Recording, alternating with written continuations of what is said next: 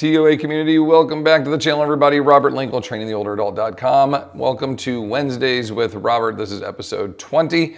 We are going to dive right into a very interesting debate. Okay, I got a email this morning from Dustin Jones, our guy over at ICE, which is let me grab their Institute of Clinical Excellence.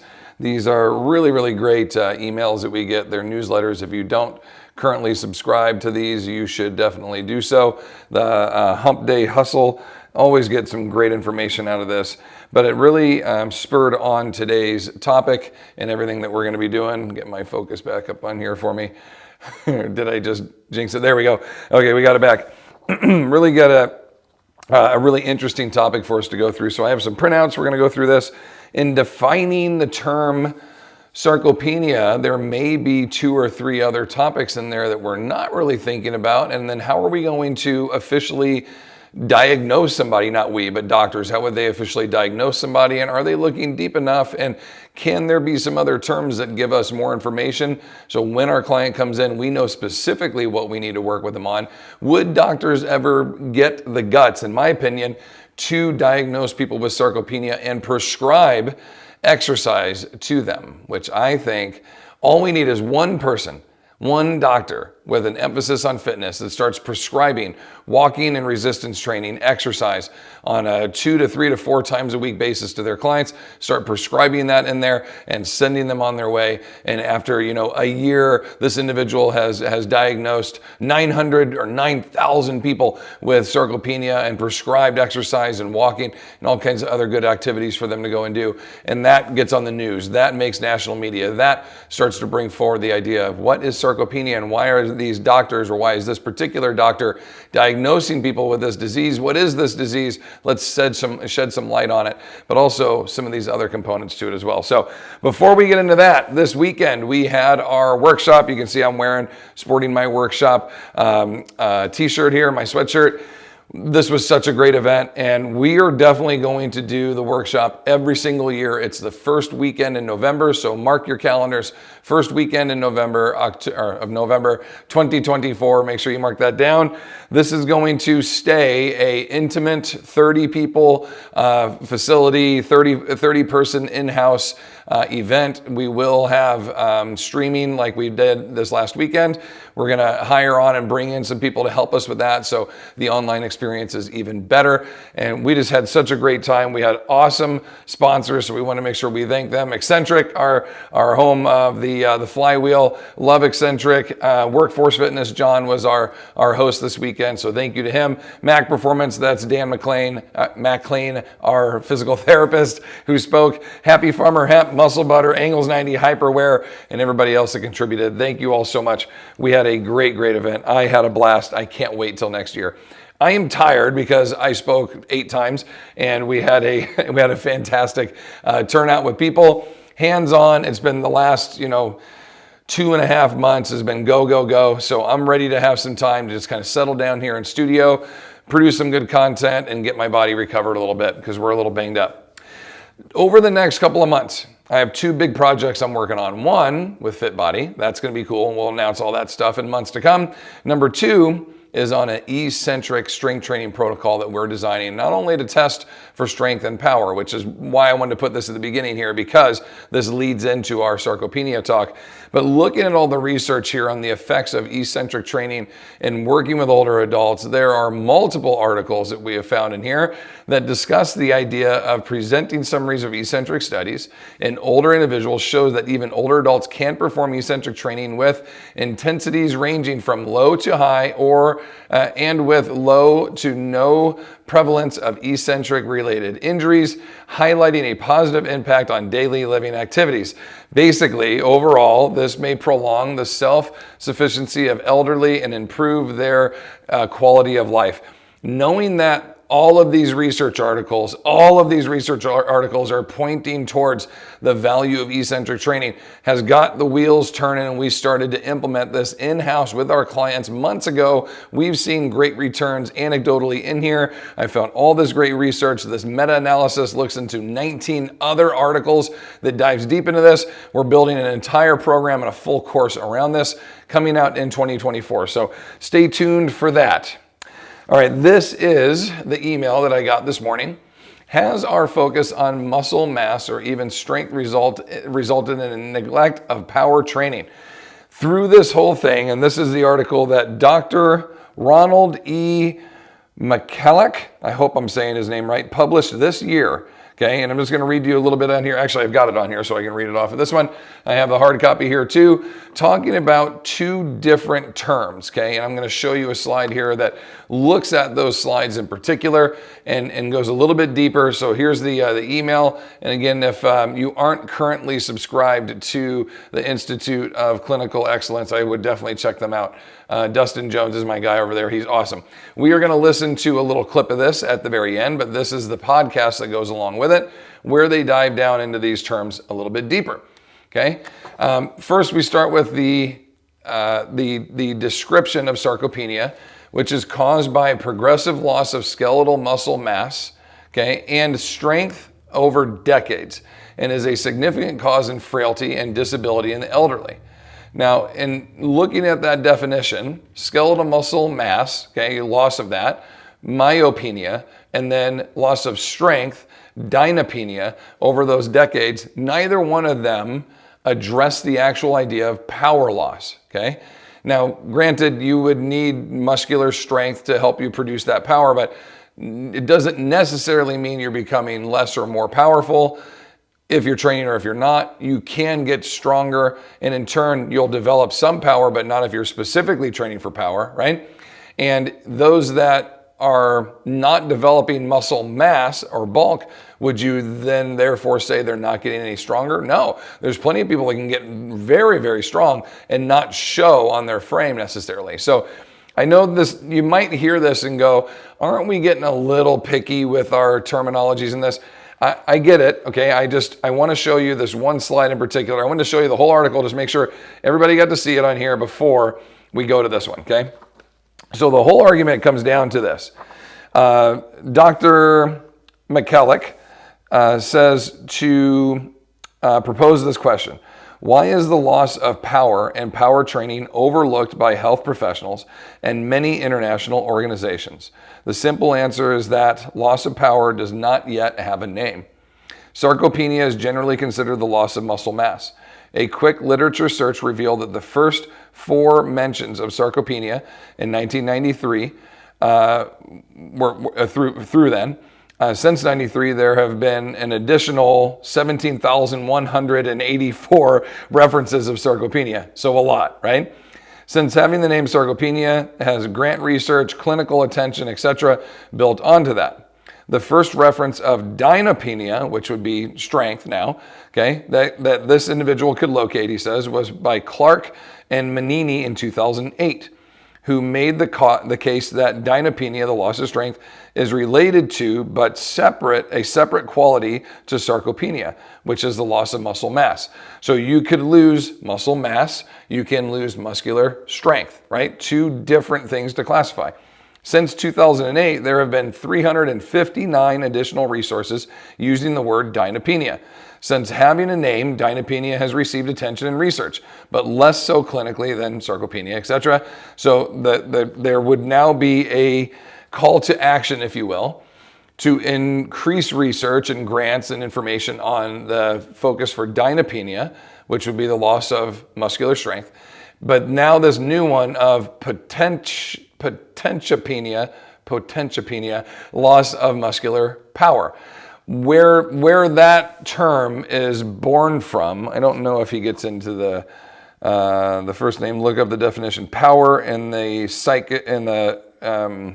physics section of Wikipedia, and it is translated via potentia, is the Latin translation of the word power. Therefore, I would propose causing the loss of muscular power, potentiopenia.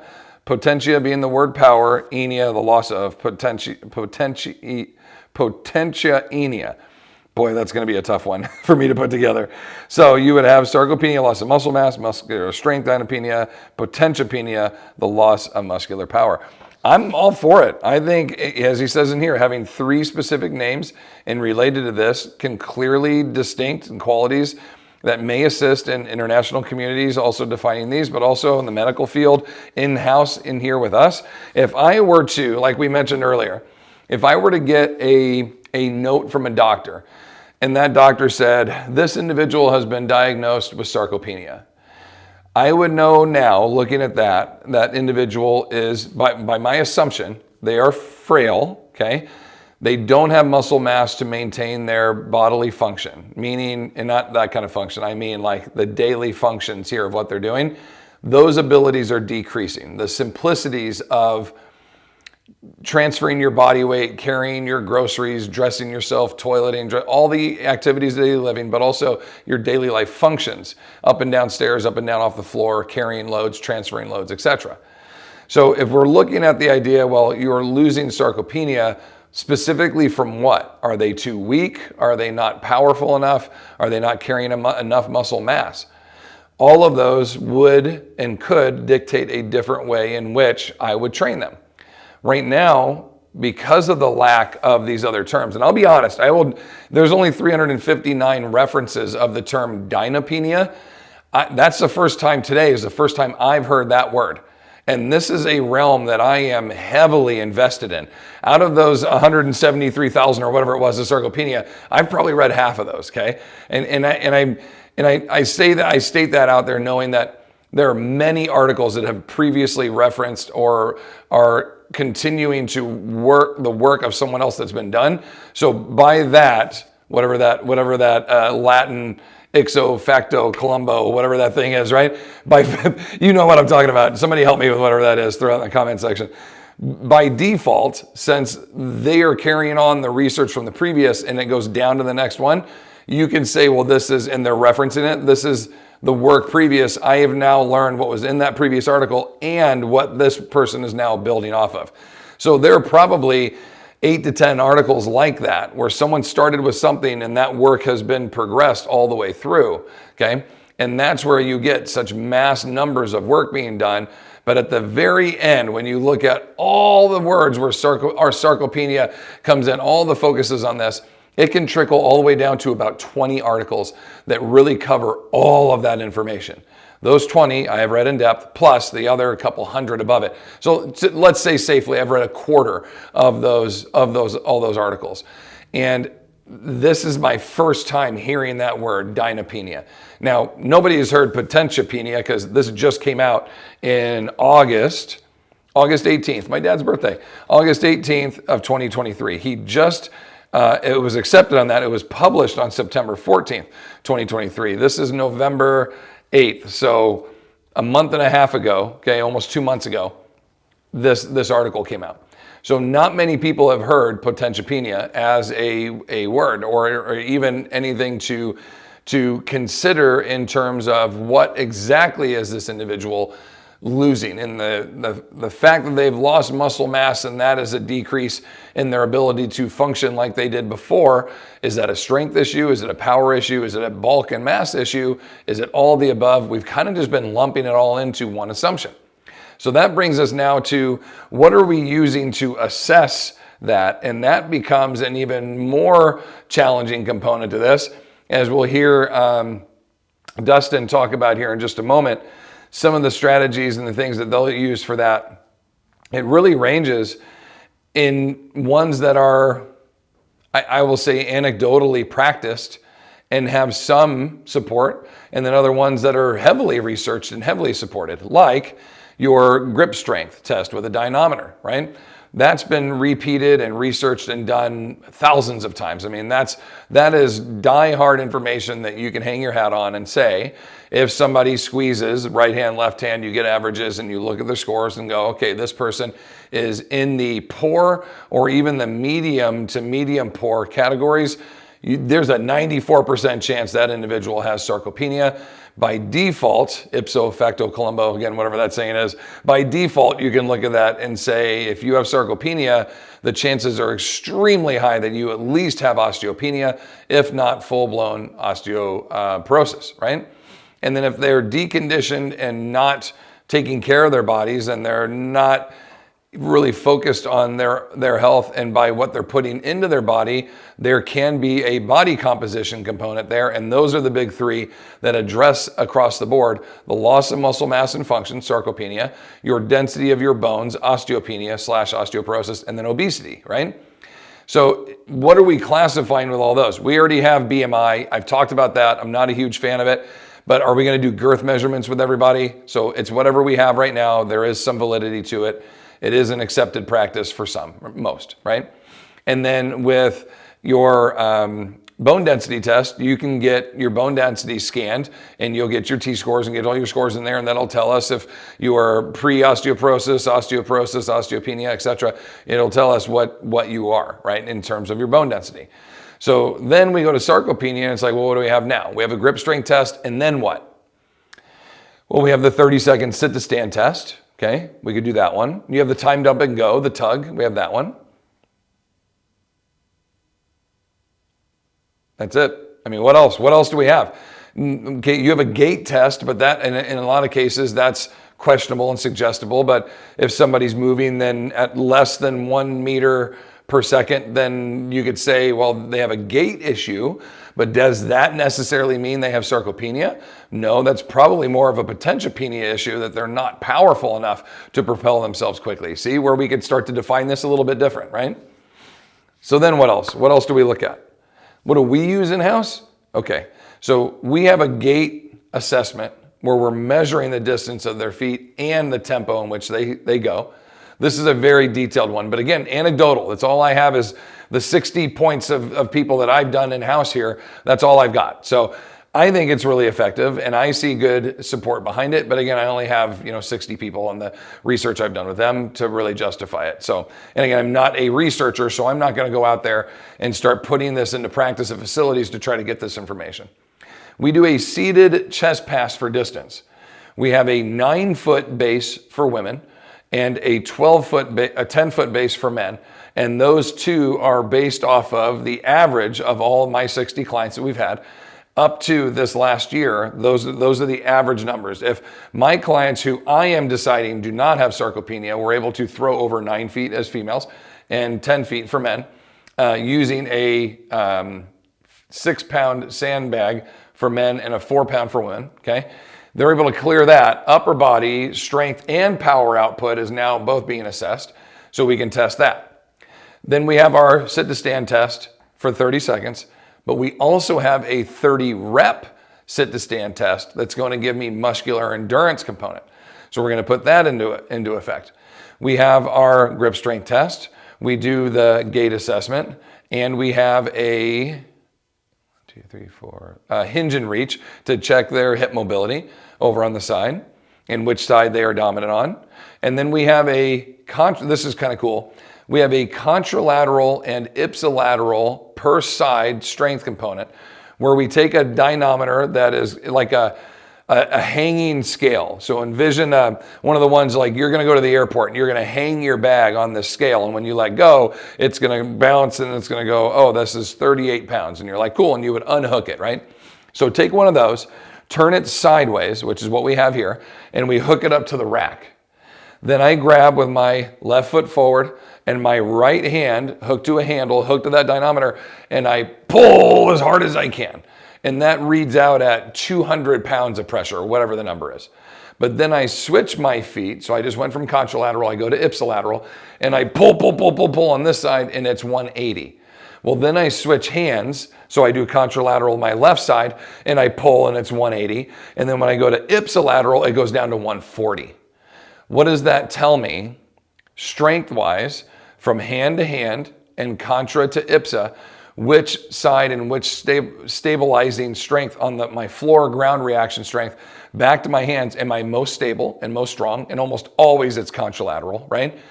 But if I see that one contralateral side versus the other has more than, I'd say, like a 20-pound difference, I'll almost always see that in their gait, okay? So if I lost you with that, let's just do this simple one. I'm going to turn my back so you can see what I'm talking about, okay? With my left foot forward, when I pull with my right hand, let's call that 200. When I do the opposite and I pull, let's call that 160. Well, now when I'm doing my gait assessment, my contralateral right foot, left hand, which was the weaker one, that step is almost always shorter than the stronger side I pulled from, right hand, left foot. So by assessing my contralateral strength, I can actually kind of predictively get an idea of what their gait variations are going to be like when they're walking and how strong they're going to be. If I know that one of those is a little shorter and it's weaker, which side do you think they're going to fall to? Which side do you think they're more prone to falling to? Which foot forward, etc.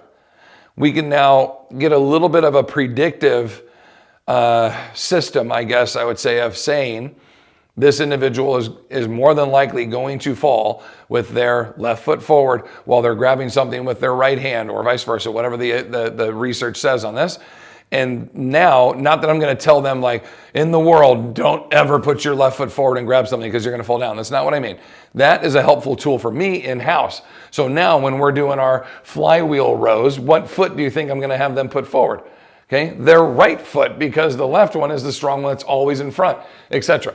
Right? So that can give us some more information, and we can dive a little bit deeper and deeper into the assessments of, is this a muscular bulk? Are you under musculatured? Meaning for your age and weight and height and sex, you are supposed to have a certain amount of size to you. There's plenty of research and data to support that, I think, out there. I've seen some, but not a ton, where you could look at somebody and go, they're under muscled, right?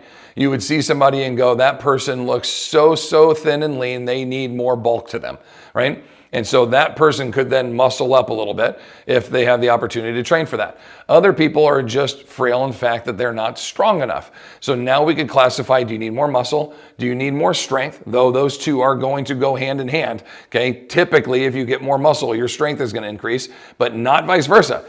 There's plenty of people, I've made them much stronger, but physical to appearance, they have not changed at all, okay? But then out of the strength and the power component, I can now differentiate between those two. So I think it's great to now have 3 different terms that we could use in-house. It's just going to take some medical field practitioners to now jump on board and lead this, and maybe that's who Ronald McCallick is. Maybe he's the first one to help us get this whole thing off into action, where we're able to start getting people to know that word, sarcopenia, number one, but then defining which areas of sarcopenia do they really need underneath that. Not that dyspnea or potentiopenia are subcategories of it. They're basically, there's 3 options here, right? Sarcopenia, I am saying that right? Dyspnea. I gotta go back to my slide to make sure I'm saying it right. Yeah, dyspnea and potentiopenia. Those are 3 separate terms now that we could kind of use with people, but everybody knows osteoporosis. Every person we talk to knows that. Everybody knows the term atrophy, okay? So when you say sarcopenia and you start to talk about muscle loss, they go, oh, you mean atrophy? And you're like, no, atrophy is a different word. Atrophy means you have musculature and your muscle has shrunk. But does that mean it's gone? Does that mean you've lost function? Does that mean that you don't have that size anymore? Does it mean that you don't have enough power in there anymore? These are all different terminologies, right? That's why they're not all the same word. Because if we just said sarcopenia and it meant all of this, then we wouldn't have to worry about it. But words are words and they mean something, and we have to go through and put classifications to each. So I'm on board. I'm here to say I'm on board. I hope you see the value in this and we can start to put this together. This might be something that I start to kind of put out there too to help spread the word. I don't think this is a bad thing at all. I'm sure there's going to be more discussion on it. I just wanted to throw it out there and let everybody see these options, see these terminologies, get them in front of you, and let's see where we can go as a community together. So that brings us to a wrap here with episode 20. I hope this brings some little bit more clarity, some more definition on exactly what we're trying to do here with our clients in defining their sarcopenia, their dyspnea, or their potentiopenia as our 3 new terminologies as we move forward. Stay tuned for more great information on that. Remember to mark your calendars. The first Saturday every November, every year, we are going to continue doing the workshop. We would love to have you join us. And those that did join us this last weekend, either in-house or online, thank you again for joining us. We had a great time. Much love and appreciation to everybody out there. Thank you for spending some time with us today. Any comments, questions, please hit us up down below. Make sure you subscribe, ring the bell, share, help us grow our community. We do appreciate that as well. Take care. We'll talk to you soon. Continue to fight your good fight against sarcopenia, and we'll see you in the next one. Peace.